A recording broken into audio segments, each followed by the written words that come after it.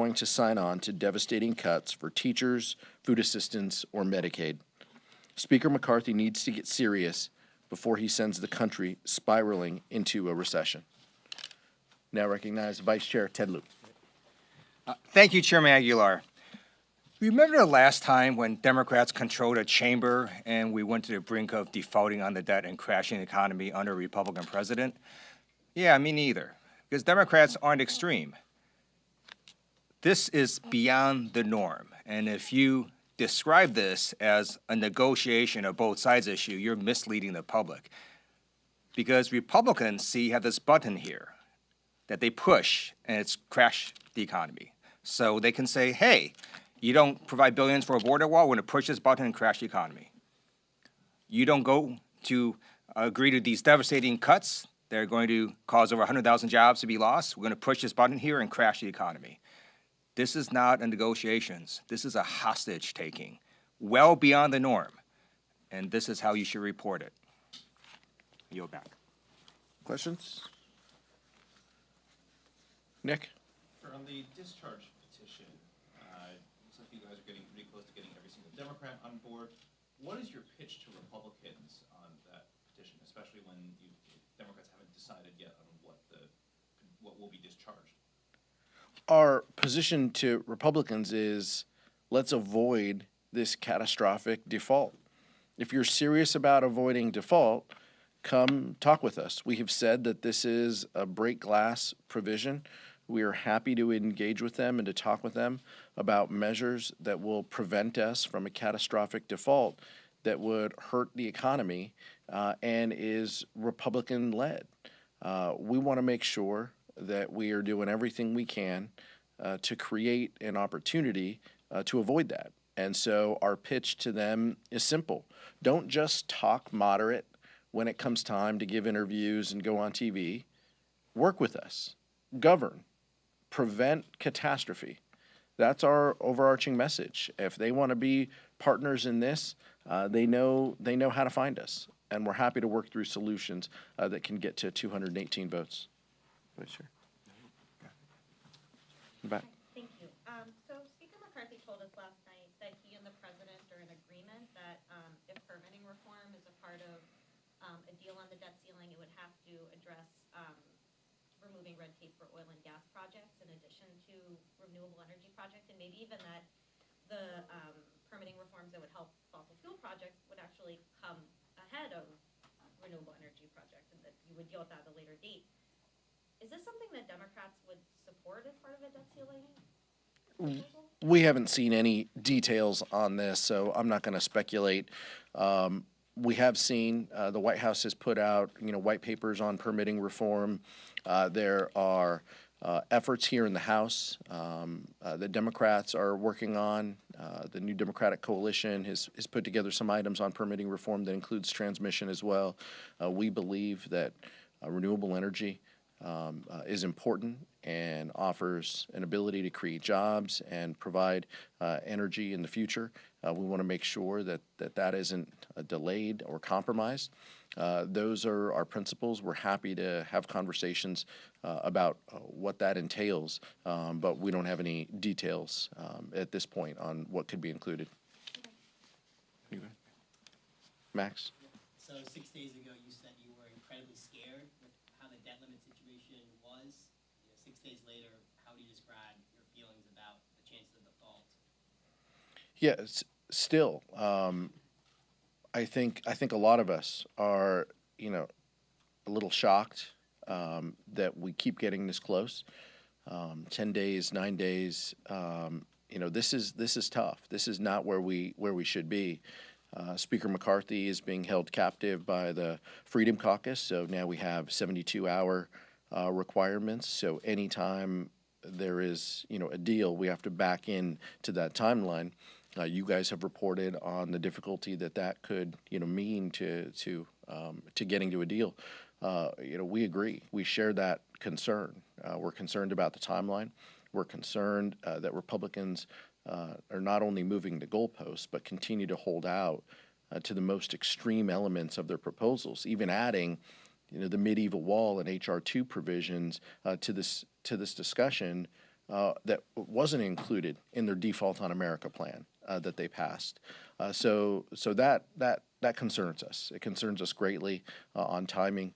Again, our concern is that we keep getting closer, that Republican so-called moderates, can work with us on this. And, they give, happy moderate talk in interviews, but they have shown no willingness to compromise and to govern and to avoid this catastrophe. Chad? Thank you. Good morning. Can you characterize kind of where your sense of where the caucus is right now based on the negotiations? I mean, we heard some pretty positive things last night from the Speaker. We heard some pretty positive things from the President. Yet, I listened to some of your remarks and the whip and the leader out on the steps here, and it seemed like there was a bit of a chasm between what the White House was saying and what you guys were saying, and what some members more on the liberal side of your caucus want. Is there some divide between the White House? Is there something that you guys need to push for to make sure? Was this an effort to make sure that they don't give up the farm in this negotiation? There's no divide. There's no divide. We have said from the very beginning that we are not going to stand by as devastating cuts are put in place that harm the economy and harm our communities. That's what Democrats stand for. Those are our main principles. We continue to have that position. And I think, what you heard from us is, merely, amplifying that Republicans are creating this artificial cliff. They are changing the elements of negotiation. We are happy that people are talking, of course. That's better than the alternative. But they still are being held by the most extreme portions of their conference in what they are asking for. And we continue to feel that is, unproductive, and that isn't, pointing toward progress. The president has said we want to make robust investments in our budget. It'll create jobs, it'll help our communities, it'll support our economy. Republicans have said we want to roll back to FY22 cuts. We want to cut $130 billion out of the federal budget. We want to take food out of the mouths of families. What the president has come back at, what you heard the leader say, is we can have conversations about holding the line on spending at FY23 levels.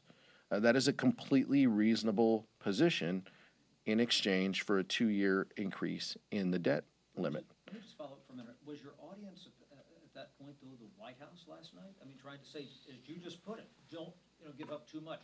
Hold the line on that spend. Was that your audience last night? I think the White House knows exactly where we are, and we've communicated that to them.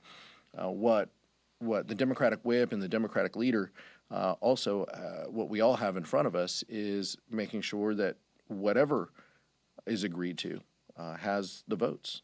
And it has been very clear from the beginning that Kevin McCarthy cannot carry a bill to fix the debt limit that has 60 votes in the Senate and has support here.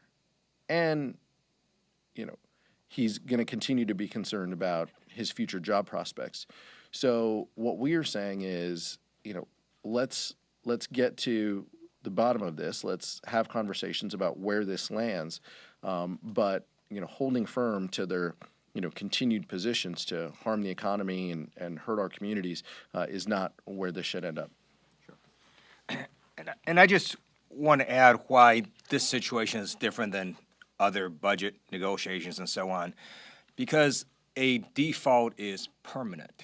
We can't reverse it. Once it happens, companies and businesses and banks and other countries will know we defaulted once on our debt, and that, in fact, the validity of our public debt can be questioned. And that is going to have permanent ramifications for the American people and their children and their grandchildren. In the back. Assuming the deal does come together, how heavy of a lift do you think you guys are going to have in terms of how many votes you're going to need to deliver? And if a deal comes out of this that has Joe Biden's stamp of approval, should we assume that that's going to be easy, that's an easy message to House Democrats? Or do you think that's going to be difficult if you guys have to deliver 80, 90 votes? I think that's a question for the Democratic whip. Thankfully, that is not the position that the vice chair and I have today. Look, I mean, the reality is, you tell me what's in the deal, and we can probably have a conversation on how many votes that we can provide within our caucus. We don't know the elements of what's in the deal, and so we couldn't speculate. But I don't think anybody should assume that the Democratic caucus is going to support something that harms our economy, no matter who supports it. Are you open to cutting the unspent COVID funds? Because we've seen Republicans talk about that quite extensively. We've heard that as well. We're not going to talk about the different elements of this, but questions about permitting reform, unspent COVID funds, all of those are being discussed by the White House negotiators and the congressional majority negotiators. We think that those are conversations that can be had. I think both sides might disagree on what is unspent, unobligated, all of those terms that we talk about here, and what that means. But look, if there are savings to be had, we're willing to entertain them. Last question. The other day, President Biden said, on the merits, I would be blameless. On the politics, no one would be blameless. Do you think this is all on Republicans, or do you think both sides deserve some blame here? Look, I think the American public expects their leaders to solve problems and to help make their lives better. And right now, as we get closer to default, that's not helping. We could see, as the vice chair mentioned, real harm to families and communities. Interest rates could rise, borrowing levels could be elevated, costs to borrow that hurt the American family, rising interest rates affecting car payments and housing payments. Those are real things. And that's what matters, and that's what the American public will judge us on. We're less concerned about that, and we're more concerned about solutions and how we avoid this default. Thank you so much.